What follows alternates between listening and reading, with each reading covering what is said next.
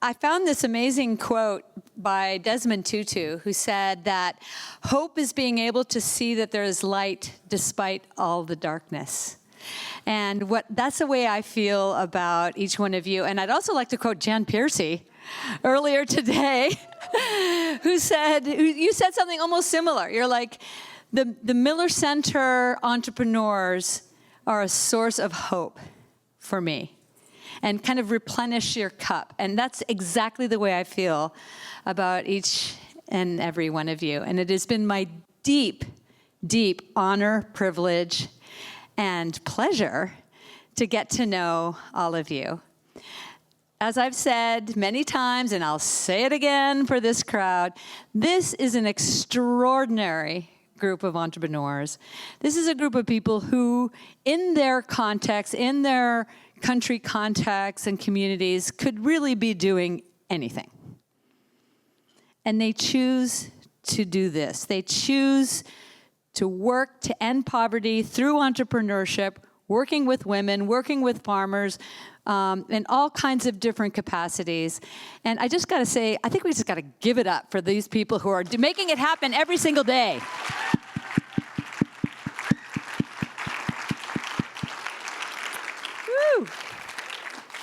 I love you guys. You're awesome. You're all awesome. Really, really awesome. Okay, so with that, that's all I'm going to say. I think that's enough. I would like to introduce Karen Rundy, who is our fearless leader of the Entrepreneur Network and academics at Miller Center. So take it away, Karen. Good afternoon, everybody. As Bridget said, I'm one of the senior directors here at Miller Center, and I have the tremendous honor of working directly with our Entrepreneur Network. And the entrepreneurs that you're about to meet more in depth today are really some of the most inspiring change makers working on the globe right now. They're building solutions across resilience, bringing dignity and opportunity to communities everywhere. So this year's in residence cohort, we've got 13 amazing enterprises spanning Africa, including Kenya, Senegal, and Uganda, in Asia with presence in India and Nepal, and of course in Latin America, from Colombia to Mexico to Peru. And they're working in a wide range of sectors, including safe water, artisan manufacturing, clean energy, e-mobility, sustainable fishing, and affordable housing. In short, this cohort is as diverse as it is global, and they represent the best of the best. So if I may, let me share just a little bit of a glimpse behind the scenes of Miller Center's in residence. So over the past 4 months, our entrepreneurs have been working virtually with our Miller Center mentors. Thank you, mentors. Many of them are in the room today. Mentors, could you raise your hand, actually? Just see, oh, so much love for the mentors. In residence literally does not happen without all of you. So thank you so much to our amazing mentors. We love you very much. So, as I said, they've been working with their mentors, refining their models, strengthening execution plans, and deepening their impact strategies. And when you zoom out, we notice that there's 4 kind of major themes that really jump out in this particular cohort. Themes that really show where this ecosystem is going and what's possible when catalytic support meets founder commitment. So, the first theme I want to introduce to all of you is what we like to call early bets that compound. Let me explain. So sometimes all it takes is someone to believe in you early on, looking at you. When we first met this particular entrepreneur back in 2018, she had a really bold idea and a small pilot, but she stayed committed. With persistence and mentorship here at Miller Center, she's now poised, investment ready, ready to scale. That's the power of early stage support. When you back potential before the traction, the returns aren't just financial. They're social, they're environmental, and deeply human. So, with that said, let me welcome our first early compound that we bet on early, Anne Rweyora of Smart Havens Africa. Good afternoon, dear ladies and gentlemen. I am Anne Rweyora from Smart Havens Africa, co-founder and managing director, Smart Havens Africa. This is a business social enterprise that is helping women to own climate-smart homes, to end poverty, and we are currently looking forward to scale in the entire Africa, but currently focused on Uganda.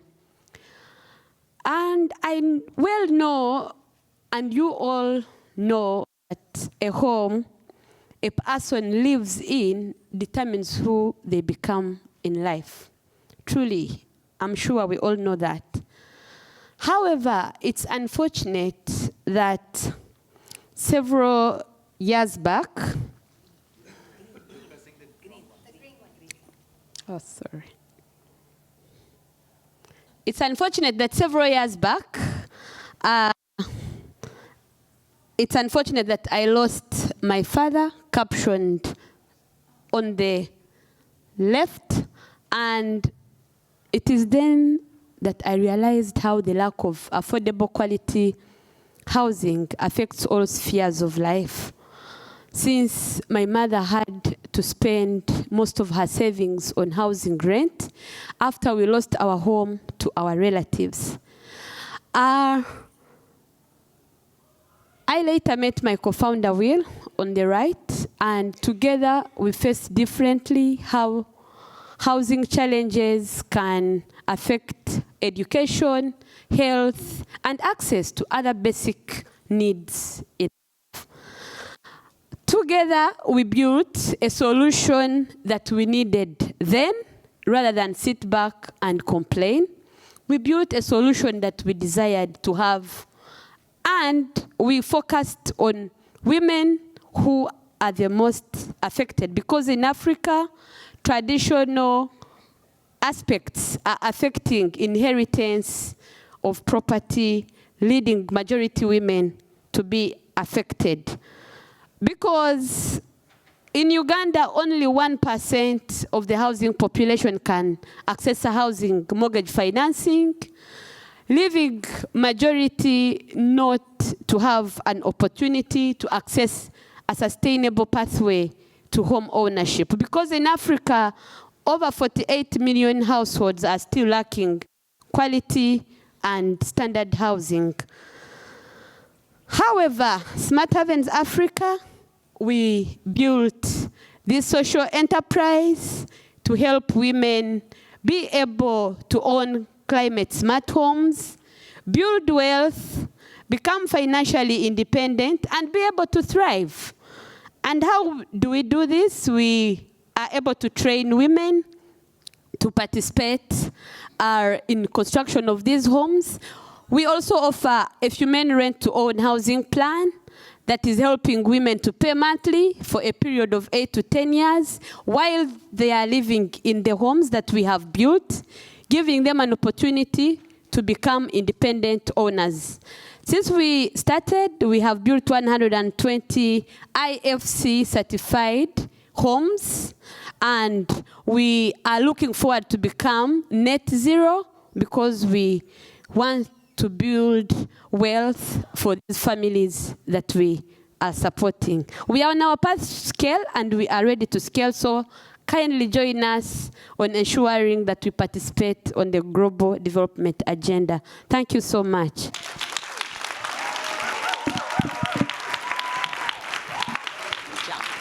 All right, let us get into our second theme of the afternoon. So this second theme is what we call recent graduates scaling faster. So our next group of entrepreneurs highlights the power of momentum. These 5 entrepreneurs graduated quickly from our online accelerator and then stepped into our in-residence program, fully engaged and ready to grow. They showed up, they implemented, and their growth reflects one key truth. When entrepreneurs lean in, transformation accelerates. So Miller Center, as you can see, we're not just a program, it's a pathway. And these entrepreneurs, you're walking it with purpose. So with that, I'd like to introduce Camilo, Cortes of Petalii.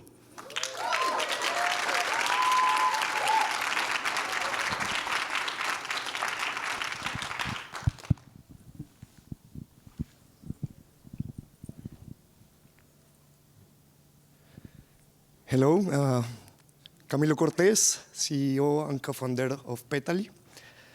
And today I just want to start introducing my grandparents. He is Lorenzo, and she is Hilma.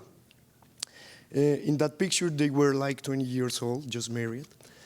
And they were this kind of people that they can't stand the cities. They just want to be surrounded by life and nature. So they decided to live their whole life in a farm. I just remember when I was 8 to 10 years that every time that I want to visit them, it was like an adventure for me because it was really, really far away. The road, it was really, really bad. And within the farm, they didn't have electricity. They didn't have any type of utilities. So for me, it was an adventure. But in truth, it was my first glimpse to see the reality that face thousands of farmers in Colombia. After some years, they have the opportunity to move from there, and they do much better. But some questions came to me. What happened with their neighbors? They could have the same option that them or not. Only when I turned 23 years, I could join an impact investing fund and find the answer. And the answer is that some of them are still there looking for opportunities and the chance to get a better future. In the impact investing fund, I had the opportunity to meet Juan Felipe, that is my co-founder. We were traveling together around Colombia looking for business opportunities in agri-sector, like coffee, cocoa, and other ones. And we just realized that we need to do something else. So we decided to establish Petalii, the first flower and foliage trading company in Latin America that connects smallholder farmers with international markets. We aggregate the production of the farmers to reach scale and to ensure the quality. We provide the logistics, the commercialization, while we are providing fast payments and technical assistance. With that, we have seen an increase of at least 20% of the income of the farmers. Our goal is powerful. We want new opportunities for farmers to improve their lives, as my grandfather did at that time. Thank you. Life is an echo. Everything you send to the world will return to you. Hi, my name is Claudia Esparza. I'm a software engineer. And for about 12 years, I used to run an employment agency for domestic workers in Peru. Women who happen to take care of other families, sometimes leaving their families behind. So then I started thinking, what could we do to support them? So besides creating work opportunities for them, we push for laws to the formalization of the sector in my country. I created an NGO to promote the respect of domestic workers' rights and launch campaigns to promote the education of domestic workers. It helped thousands of women, but it wasn't enough. We received recognitions. We received a space on the United Nations Mobility Pavilion at an expo. We were featuring books even, but it just didn't feel enough. So around 2018, millions of Venezuelans had to leave their countries because of poverty, lack of opportunities, and violence due to dictatorship. 2 million of them arrived to my country, Peru. Half of them were women. And hundreds of them started arriving to our offices looking for work opportunities as domestic workers. Unfortunately, nobody wanted to even give them the opportunity of an interview because of their nationality. So it was really heartbreaking. And then we decided to do something about it. And that is why we created Loop. Loop is the mobile app that empowers migrant women by connecting them with dignified work opportunities cleaning homes. As independent providers, we call Loop partners. To become a Loop partner, they need to go through a strict selection process. And then, after a training session, they are ready to start connecting with work opportunities cleaning homes.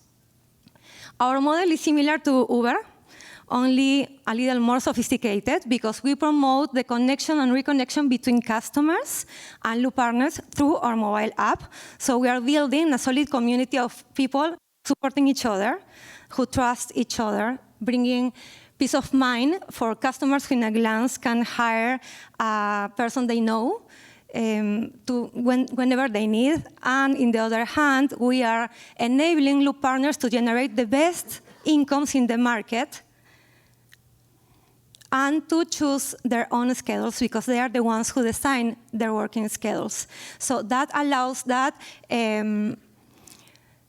for example, mothers of little children could go to work when their kids are at a school, that entrepreneurs could finance their entrepreneurships through the incomes they receive through Loop, and that young students could afford their education and achieve really good grades because they have time to study. So in my more than 15 years in the field, I've never seen an impact in this group of women as what we are achieving today. And that's why I like to say that, yes, life is an echo, and yes, life is a loop too, and ours is building the next generation of domestic workers, and I'm inviting you to become part of this amazing community to build the future of domestic work together. Thank you very much. My name is Chris Maara, and I'm founder of Kiri EV, and we are an e-mobility company based in Nairobi, Kenya, and we do electric 2- and 3-wheelers, transitioning people from petrol to electric motorcycles. I've always had a passion for renewable energy. And I tried my hand at solar home systems, power backup systems, but it never quite worked out. But if you live in Nairobi, if you live in any African city, you know that getting around, if you want to zip around, the best way to do it is on the back of one of these, a motorcycle. And we use them for everything. We use them to transport people, we use them to transport goods, so, you know, when you're on the back of one of those, and so the idea of how we transitioned to this was, I was riding on back of one of these, and you're trying to dash across town, and you know, engine is making noise, and you're a bit late, and you're telling the guy, you know, take this route, and the guy decides to go on, you know, head-on traffic, and you're like, no, I didn't mean you go that way, go this way. And then halfway through, he turns back, he's like, don't worry, you okay? And then you smell his breath, and it's a bit of whiskey or vodka, and then you're like, damn it. So we decided, during these conversations, I realized, you know, this guy, you pull up to it, and the first thing he does, he goes into a petrol station, he's like, can you top me up a little bit, because I haven't got money. And we're like, okay, there's a problem here, because at the end of the day, these guys are not left with a lot of money at the end, because, you know, it's a hand-to-mouth job. So how can we make things cheaper and easier for them and make life a little bit easier? And we thought, why don't we go electric? So we designed an electric motorcycle that basically fits the needs and the purpose of what they do. Basically does the same amount of kilometers. So our competitor is petrol motorcycles. So we do the same kind of kilometers, the same carrying capacity. You know, you could load 4 guys the same way they do it on the petrol ones and ride around. And the benefit of this is when he talks, you don't have to shout to each other, and you can give him instructions better. But our impact first is, you know, we reduce their expenses by about 30-40%. So it means at the end of the day, they have more money in their pocket. And we also make sure that, you know, by switching to this, we go green. So we save them about 3 to 4 tons per year of carbon mitigated.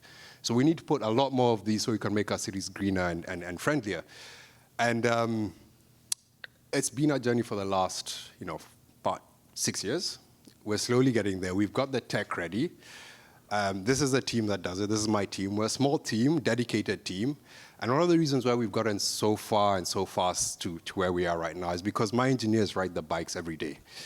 So every day they know what our customers are going to tell us even before we know and before they know it. And we're able to come back and tell them, hey, dude, just bring it in and we can, do a free checkup, but actually we're fixing something. But that's the difficulty of doing a hardware product, a new product, in a market that is challenging. So I want to invite you to join us in this journey. Next time you're in Nairobi, look for an electric motorcycle and have that conversation with your rider, and you'll get to learn about the sector and help us change the world one step at a time, or one ride at a time. Thank you. Cheers. Over, maybe more than 10 years ago, I'm going to tell you the story of how we came up with the idea of SmartFish. So there was, we were wondering why there were so many sea turtles dying. These turtles migrated from Japan to Mexico. So we put together fishermen from Japan and fishermen from Mexico, and they went out fishing in Mexico, and they caught like a huge, giant sea bass. It was beautiful fish. And they kill it in the way they do it. So they put it in the deck and beat it to death with a bat. And one of the Japanese fishermen that was there started to cry. And at the end of the day, we just went to the fisherman and asked him what happened there. And he said that, well, first, he never knew a fish like that before. All the fishes of that type in Japan were really small. And then seeing how they beat the value out of the fish was overwhelming. So it turns out at the end that turtles were dying on the fisherman net, because fishermen are getting paid. I have to move this.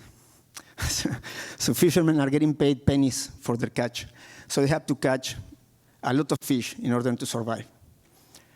And they handle the fish poorly, and they get paid every time a little bit less.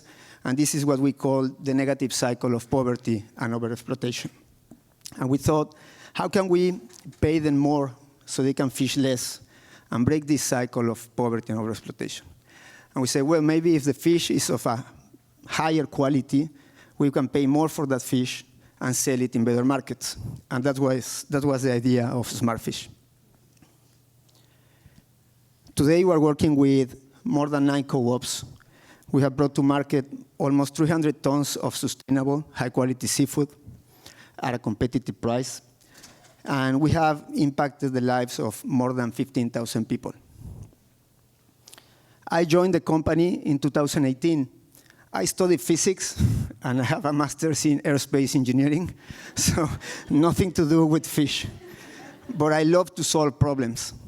And working with fishermen, getting to earn their trust, selling sustainable fish, and knowing that with every pound of fish that we sell, we are making an impact in the people, in the communities, and in the environment is my life. That's it. 7 years ago, I had what many would say was a dream job, working for the Ministry of Tourism in Kenya. This job gave me an opportunity to travel across the country and around the globe, selling our very beautiful destination to anyone who cared to listen. But what stayed with me in this journey, working for tourism, was not the landscapes that I saw. It was the people, especially the women artisans that I met at the gates of our national parks across Kenya. If you've been on an African safari, you know what I'm talking about. These women sit out in the sun all day, hoping that one tourist or the other will buy one of their handmade products. A lot of times, they go for several days without making a single sale. While I saw the talent, the creativity, I also understood that there was an untapped potential, because the designs that they had and the finishing that they did on their products did not allow them to go out and fetch the best prices in the market.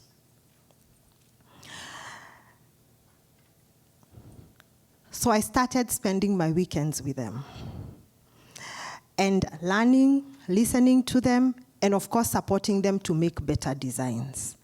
And what started as my very awkward weekend expedition soon became something meaningful, crafts with meaning. Today, we run an artisan factory in Nairobi, where we support more than 500 artisans to become economically independent. We work with them to ensure that they create better products. We are not just making good products for the end user, we are also crafting pathways out of poverty for them. We now sell our products to many corporates in Kenya, supply them with their corporate merchandise and gifting items. And because the impact doesn't just have to be on that one, we have expanded our area and started an on-the-job skills development program, where we work with young, unskilled, and unemployed women to train them on various aspects of artisanal skills. With these skills, some of them stay and work with us at our factory, while others go out and create their own jobs, employing others and expanding the cycle of impact. This work is deeply personal to me because it is more about dignity, and I have seen it in the eyes and in the lives of the artisans that we have worked with in the last 7 years. It is about self-empowerment. It is about rewriting your story and making it better. If this resonates with you, I'd like to have a conversation with you after this. If you're a potential partner, if you're a customer for some of our products, or even a potential investor, let's see how we can work together to add more dignity and life to the work of artisans in my country. Thank you. All right, let's get into our third theme of the cohort. This is a theme we call entrepreneurs returning bigger. So some founders don't just come to Miller Center once. They actually come back, then they come back, and then they come back again. And that's really okay. That's what Miller Center is here for. These next three entrepreneurs are returnees to Miller Center, and their stories remind us that this work doesn't stop after just one milestone. Whether it's to raise larger amounts, test bold new ideas, or maybe even merge, they come back to go bigger. And that's what a lifelong network here at Miller Center looks like, where one entrepreneur can evolve, lead, and maybe eventually mentor others. So with that, let's welcome our first entrepreneur returning bigger, Sujatha Ramani of Pollinate Group.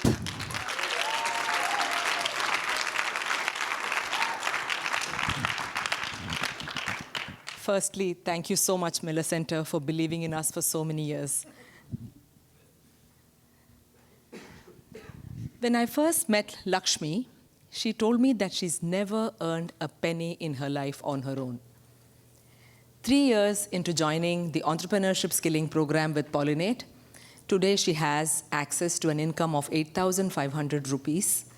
3 of her children are going to school, and as a part of paying forward, she's mentoring 5 other marginalized women who have no education or read-write capability just like her to also start their micro business. And she does all of this by selling clean energy products and lighting up homes and reducing toxic fumes.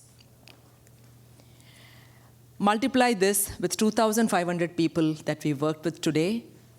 We've saved $22 million for them, which straight goes into creating better nutrition for their children. We've reduced carbon emission by nearly 2 million tons and sold more than 345,000 clean energy products. This is what we do in India and Nepal, in 7 states in India and 3 districts in Nepal. Pollinate was started in 2012 by 6 young Australians. So what am I doing here? They all found their path out, and I am the first non-founding leader of the organization that started in 2019, having worked for 17 years in Hewlett-Packard and run 2 of my own startups, one on the educational products for children and other one on creating affordable homes for first-time employees who move from rural to urban looking for places to live. And Pollinate found me in 2019, and I'm ever grateful for that since that day. And then came COVID and said, hey, I come from HP. I know how to build $1 million businesses and create impact with thousands and thousands of people. And then this tiny little virus came out of nowhere and burst my bubble. We stayed resilient. We learned that from people like Lakshmi that I had met in 2019 before the pandemic came.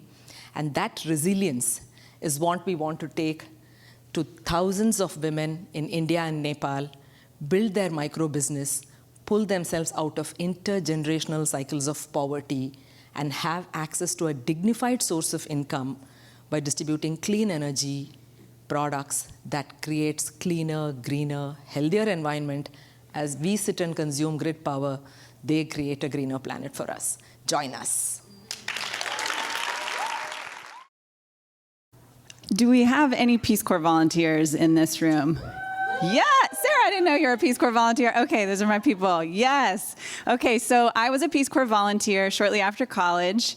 I went to Senegal, West Africa, and I was placed in a very rural village where I was the only white person, the only English speaker.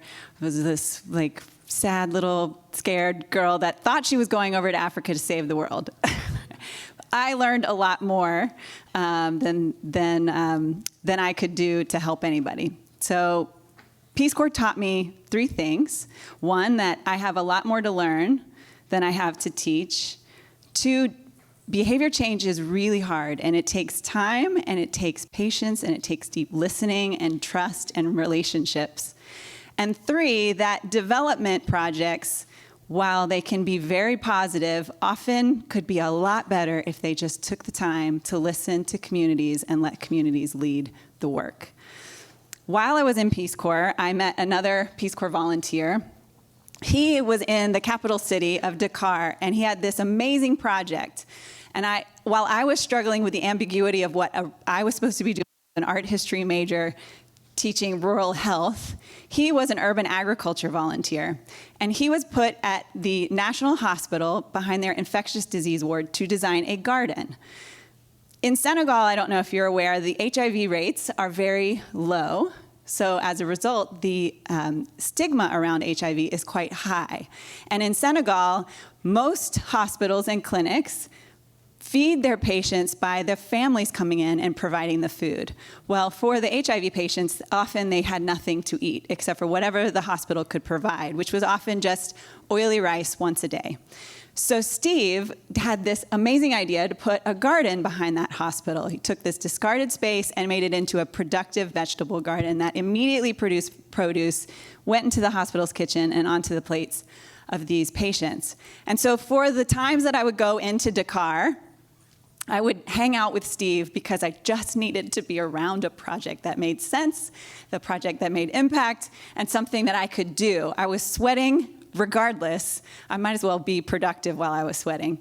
So he and I got together and decided that this project was so simple, it was so immediately impactful, and why wasn't it happening? So we started DIG, and we started initially in 2006 focused on nutrition for people living with HIV.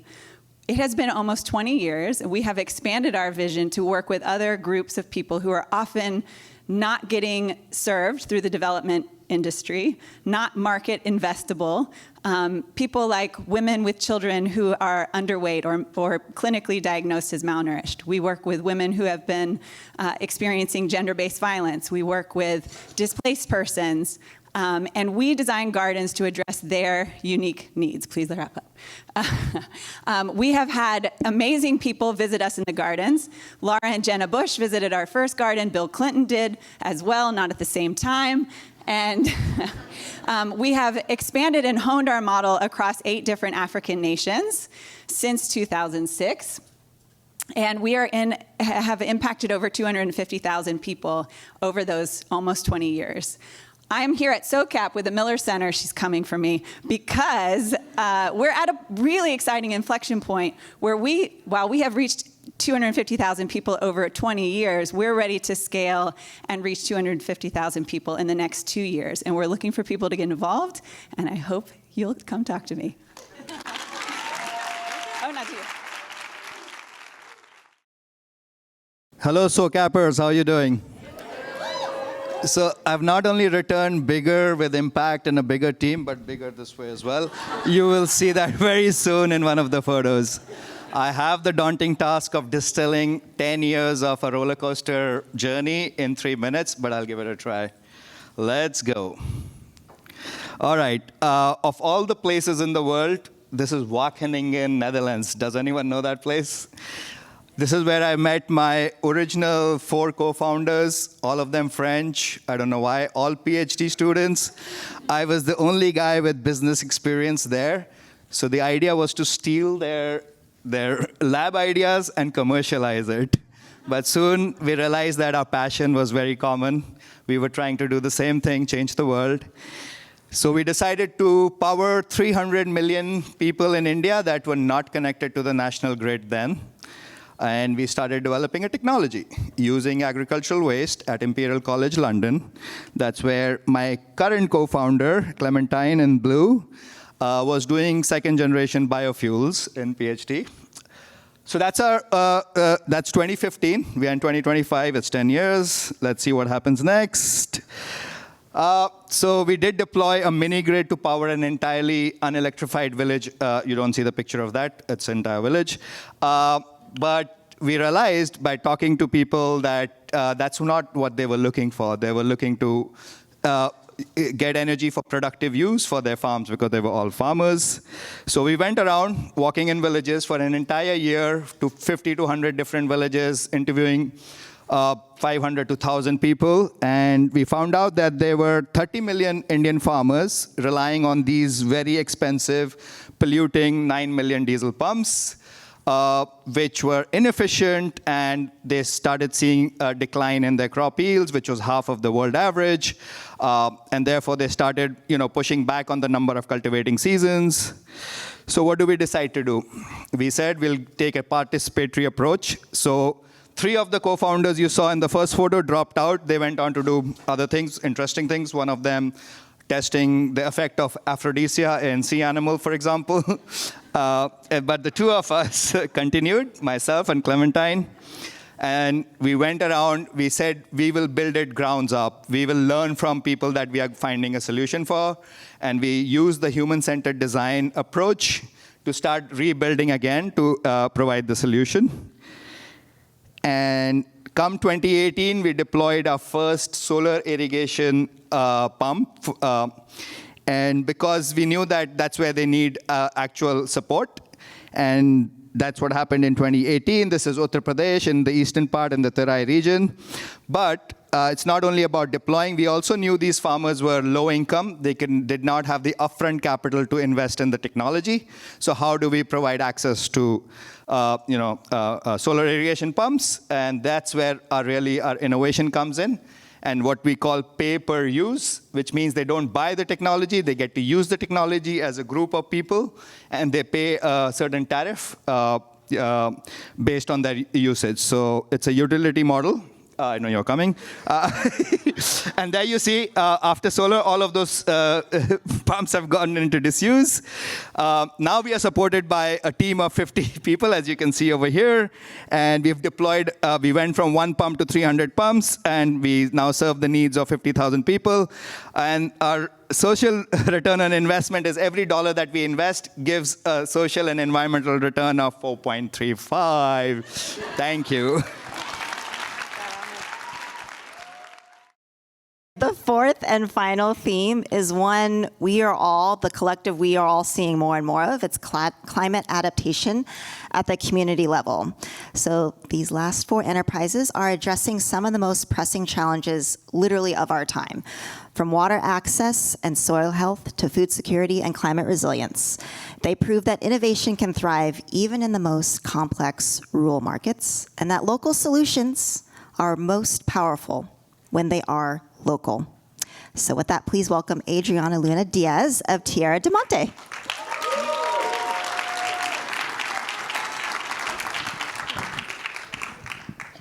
Padiushi. I'm afraid to tell you that I don't have a dream. I have something better. I have a memory. I have a memory of damp soil, of the smell of green grass, and family meals under the shade of trees. It is one of happiness, of freedom, and hope.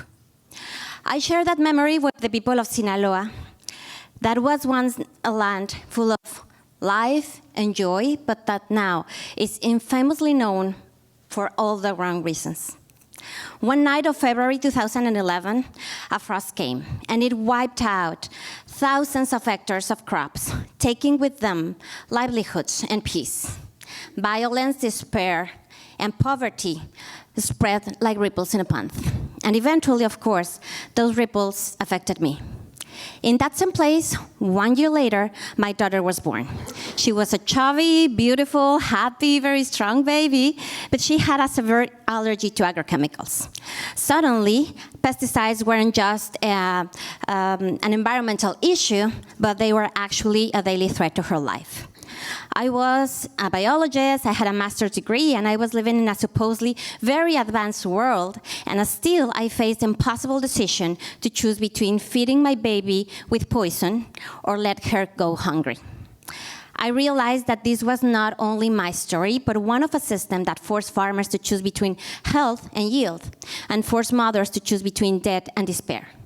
I understood that if I wanted to Azul or any kid in the world to eat without fear, all the food, regardless of its origin, had to come from a different way of production, one that heals rather than harm. And that's how Tierra de Monte was born. We start very, very small. It was not a business dream. It was an act of survival. We had nothing more than our kitchen, our knowledge, fungi, bacteria, and a lot of faith. Today, we are regenerating more than 80,000 hectares of different crops.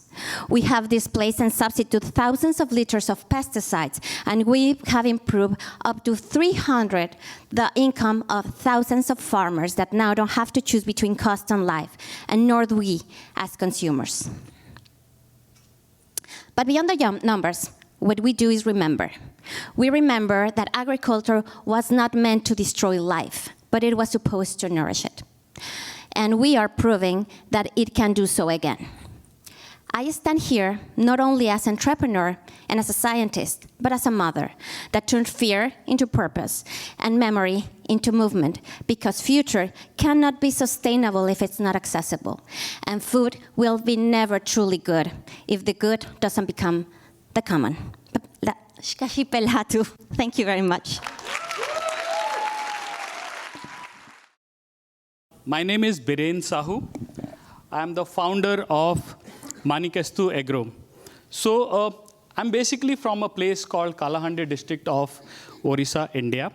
And that place is known for all the wrong reasons, for migrations, poverty, and all of that. But thankfully, I was the privileged one. My father, a government engineer who also migrated from my village to a bigger city, ensured me that I got a better education. And then I did my MBA, I worked for Fortune 500 companies, and life was good, but not quietly. I used to get calls from my village that, get us some job in Mumbai, Pune, and I was thinking, why the hell they have to migrate and work in miserable conditions in metros of India?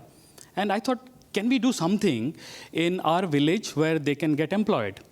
And with that idea, we started a company called Manikstu Agro. It was a side hustles for us. We never thought we'll build business. It was no altruistic feeling at all. However, we failed. We failed miserably. Early days, almost 70-80% of our goats died, and we bleed money. In the first couple of years, whatever money we used to earn, we used to deploy it, and we lost almost $500,000 of our personal wealth. But that failure, got us some orders. We, that struggled. We thought, okay, we need to fix everything.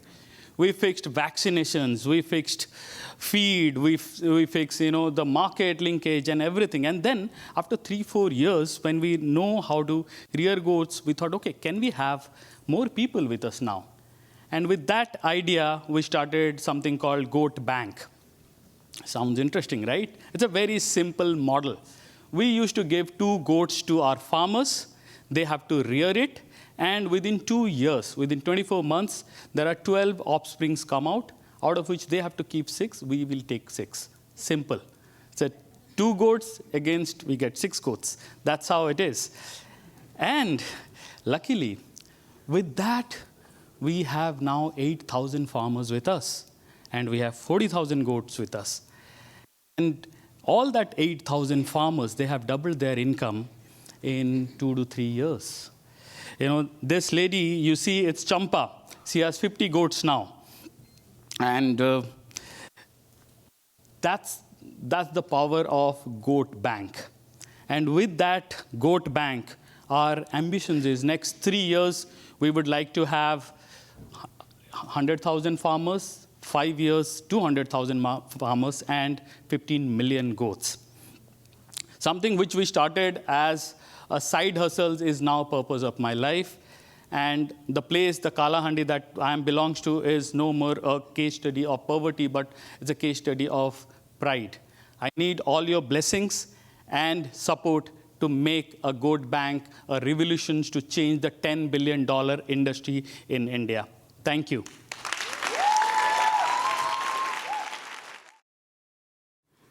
I stand here in front of you as first a farmer. My name is Joyce Kamande, a co-founder and the head of operations in Sahoo Organics. And let me walk you through the world of fertilizers. I grew up in a semi-arid area in rural Kenya, witnessing firsthand hunger issues farmers go through.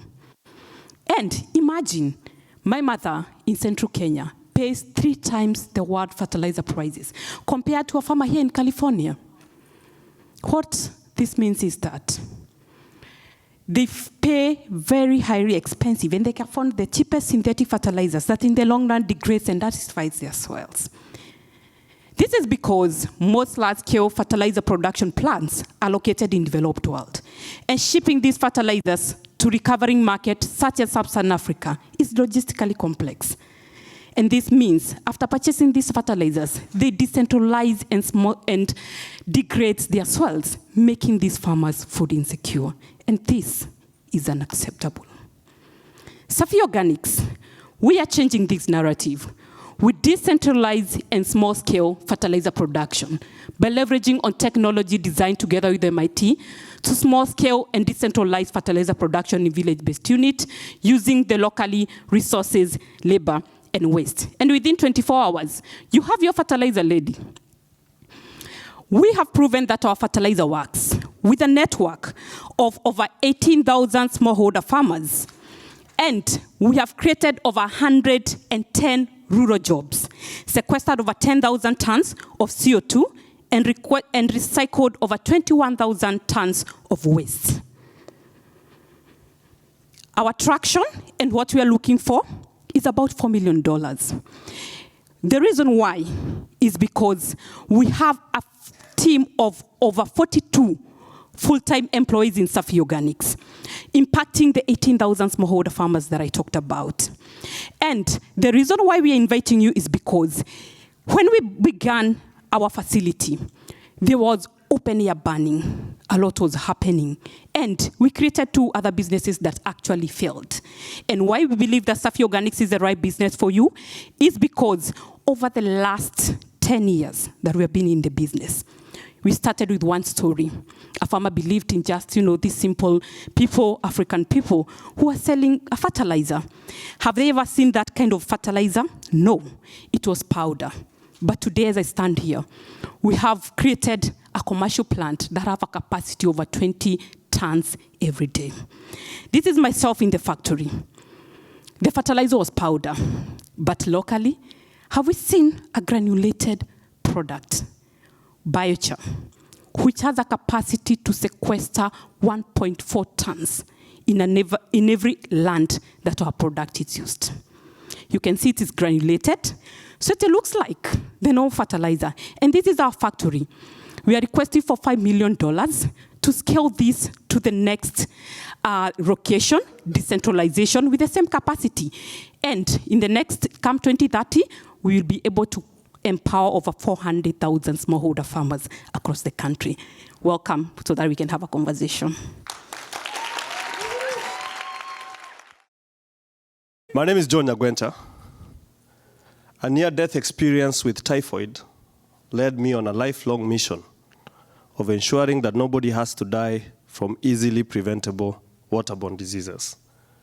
In Kenya, around 40% of the population do not have access to safe water. And so people are getting water from contaminated sources, and typically they then have to boil that water to make it safe in practices like what you can see in the open fire. And this leads to illnesses that cause children to miss school, adults to miss work, and thousands to die every single year. I built a business called A.K.A Solutions, working in communities where most people wouldn't dare, where up to 90% of the population do not know that the water they're drinking is actually what is making them sick, let alone the easy solutions that exist to make this water safe for drinking. And so with A.K.A Solutions, we have technology like what you can see there, water filters, and we partner with local schools. Through these schools, we demonstrate the effectiveness of these solutions, and we work with a network of women sales force that are then fostering adoption and awareness within the surrounding communities. Through this approach, we have enabled over 150,000 people to have safe drinking water. We have reduced close to 300,000 tons of carbon emissions as a direct result of the boiling that has been practiced over the years that now doesn't have to happen when communities use our water filters. And we are just really getting started. And so what I'm here to do is look for partnerships for people that are like-minded, that are interested in ensuring that we enable these children that are missing school to stay in school, which is how we are going to break the vicious cycle of poverty. But also beyond that, to move away from a lot of these harmful practices like the boiling we talked about, so that the practice of trying to make water safe so that people are healthier does not create more problems like the respiratory diseases that are common when you're using these open fires. So really excited to connect with people that want to help me address this challenge, and looking forward to getting to know you. Thank you so much.